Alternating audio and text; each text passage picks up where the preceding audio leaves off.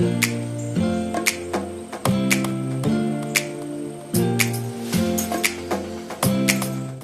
teman-teman semua, balik lagi ke podcast Ruang Temu Rasa. Kita bertemu, berbagi rasa. Oke teman-teman, wah kali ini saya ditemani oleh dua perempuan.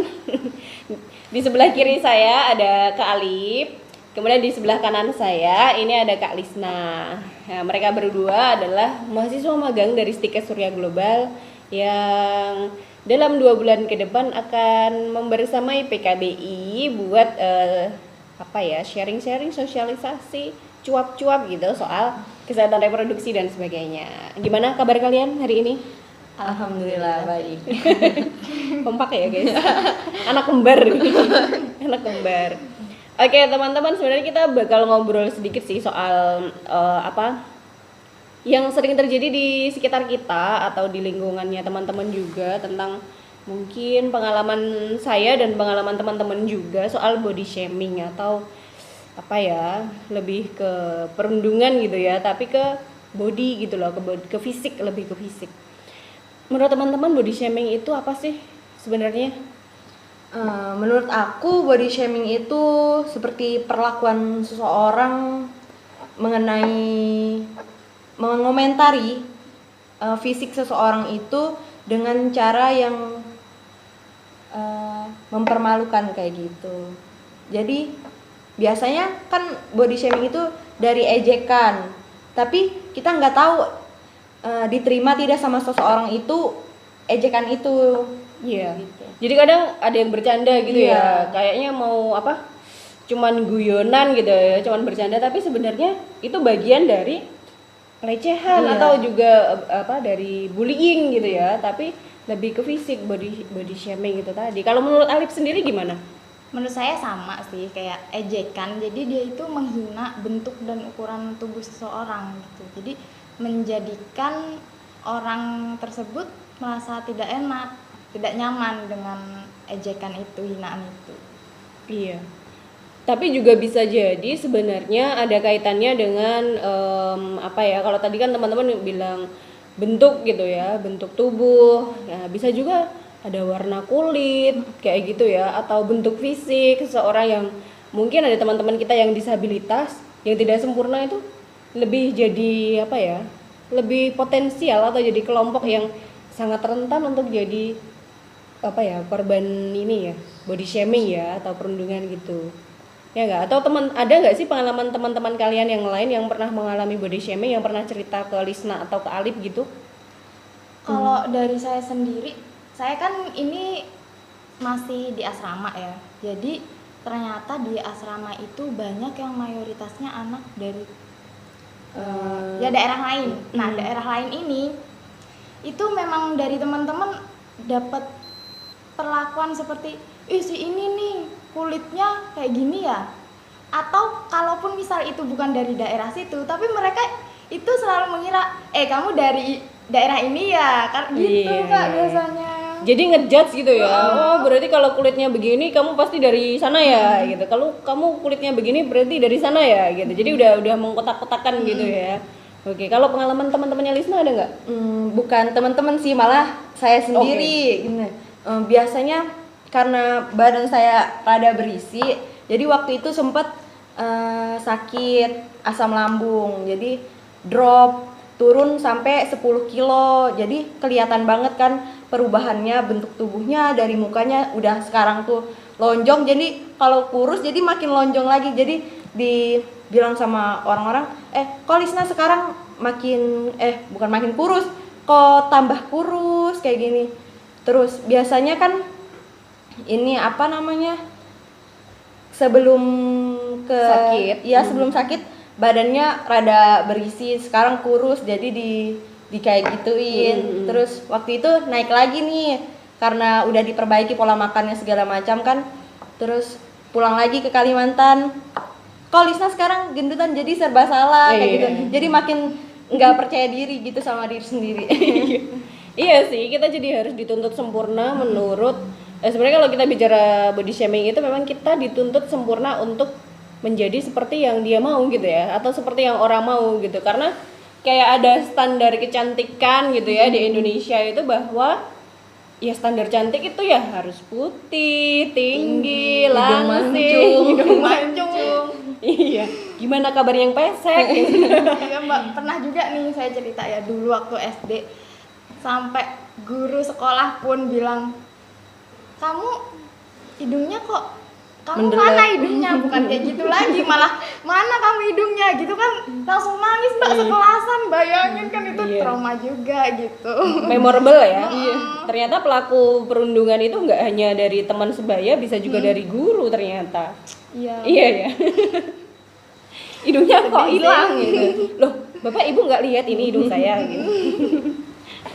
dibalik. Iya, terus sampai saya bilang, lah kalau saya nggak ada hidung, mana bisa saya hidup sampai sekarang, dan saya nafas pakai apa? Oke. Tapi waktu itu belum kepikiran. Ya masih kecil sih. Masih kecil.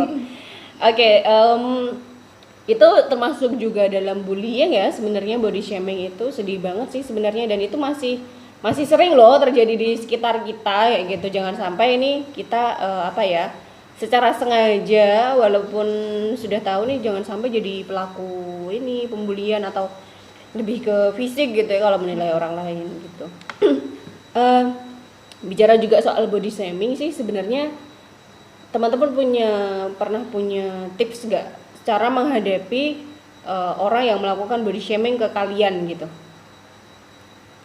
Kalau sekarang sih aku nanemin di diri aku untuk self love aja, kayak percaya diri sama dirimu. Kalau kamu tuh cantik, kamu bisa, terus tanemin terus kalau orang yang kamu lihat di luar sana cantik, pinter, rambutnya lurus, hidungnya mancung, badannya body goals banget, pasti dia punya kekurangan di situ. Jadi kekurangan itu nanti mungkin ada kelebihannya di diri aku kayak gitu. Jadi aku yang harus tanemin itu terus untuk kedepannya. Oke, iya sih. Jadi memang kalau kita melihat orang lain tuh nggak akan pernah ada habisnya. Tapi memang kita pasti punya kelebihan dan juga kelemahan. Betul, tidak ada yang benar-benar sempurna gitu ya. Kelebihan buat dia, kekurangan buat kita. Kekurangan buat kita, kelebihan buat dia, kayak gitu sih. Kalau dari Alip sendiri apa nih, Lip?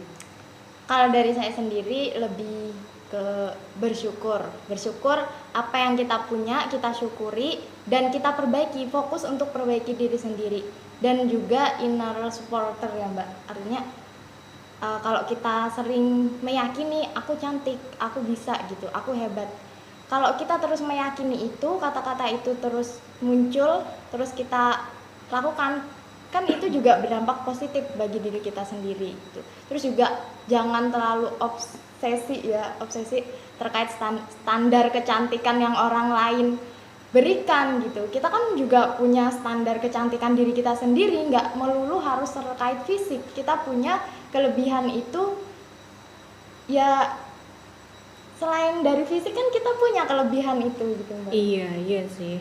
Kalau aku sendiri sih mungkin ada sering punya waktu khusus ketika memang kepercayaan diri itu agak turun gitu ya.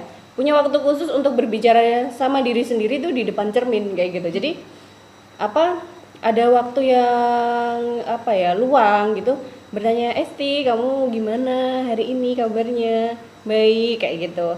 Nanti terus ya tanya sendiri, dijawab sendiri kayak gitu. Dan itu cukup berhasil pada diriku gitu. Maksudnya pada akhirnya ternyata memang aku bisa kok melakukan ini, bisa kok berkomunikasi, berbicara gitu. Kemudian aku punya kok kelebihan, punya kok kemampuan kayak gitu-gitu sih. Jadi memang lebih lebih percaya pada diri sendiri kayak gitu. Dan mungkin sebenarnya kalau body shaming ini, kalau kita berbicara soal perempuan, nggak hanya terjadi pada perempuan ya sih, laki-laki juga punya hal yang sama ya, punya peluang yang sama untuk jadi korban body shaming gitu. Malah biasanya kan kalau laki-laki lebih kasar omongannya, karena mungkin mereka karena se-circle itu udah akrab banget, jadi makin nyerocos aja mereka ngomongnya gitu. Lebih jelap-jelap gitu ya, kalau ngomong tuh nggak pakai perasaan lagi. Nggak pakai perasaan lagi, lebih sadis gitu ya. Oke. Teman-teman, sebenarnya kalau bicara soal body shaming tidak lagi terjadi pada perempuan dan laki-laki, ini lebih rentan lagi kepada teman-teman disabilitas kayak gitu. Menurut teman-teman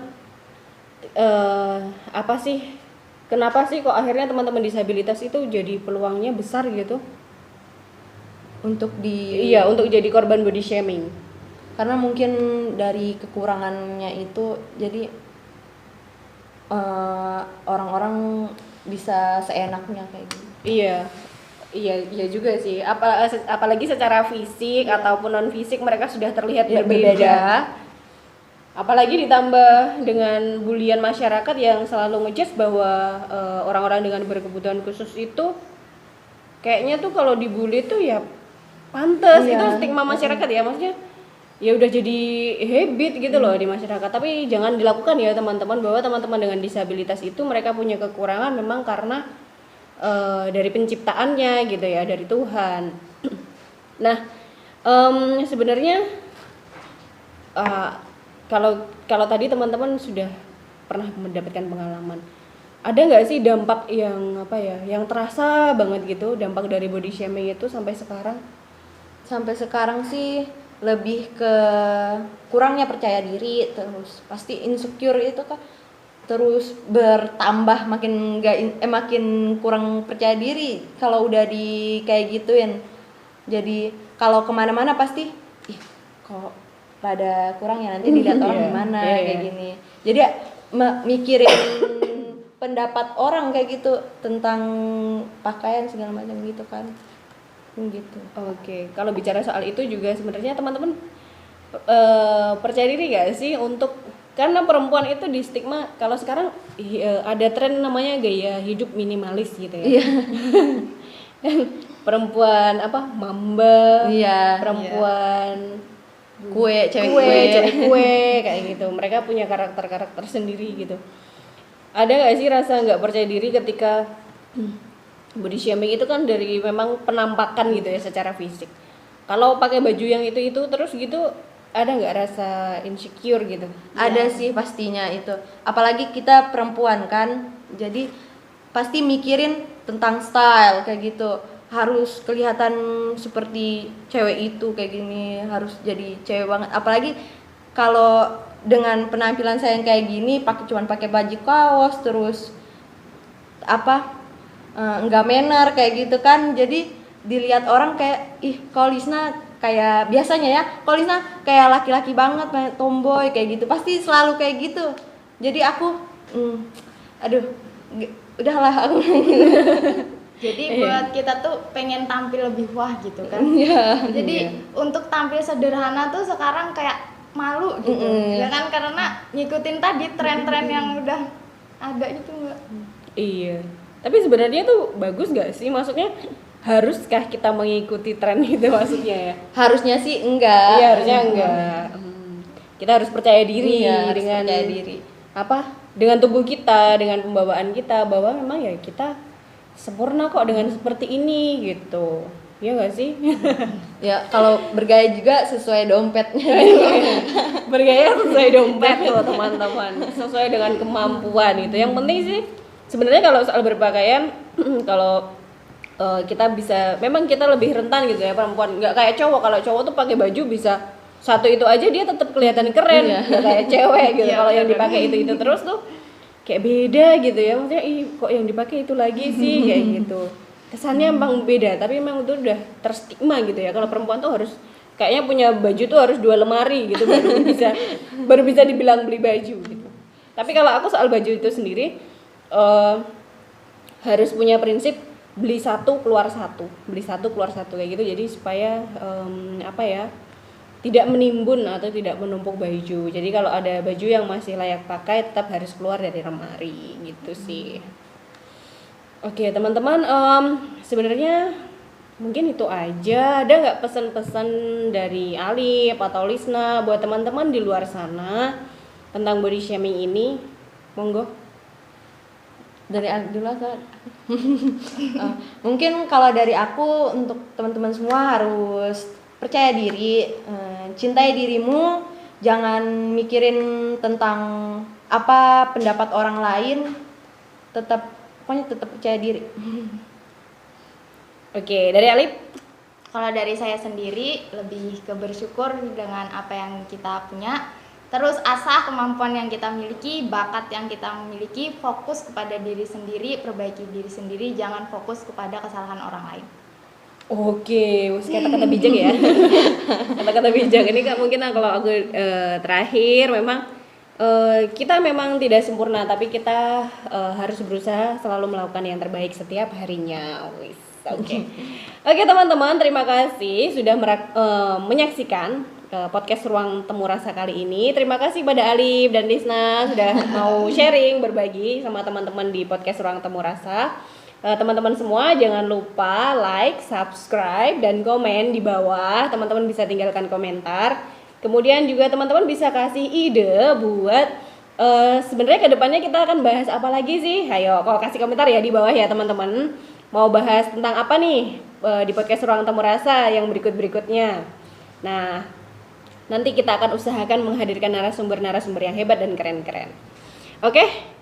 Sampai jumpa di podcast Ruang Temu Rasa berikutnya. See you.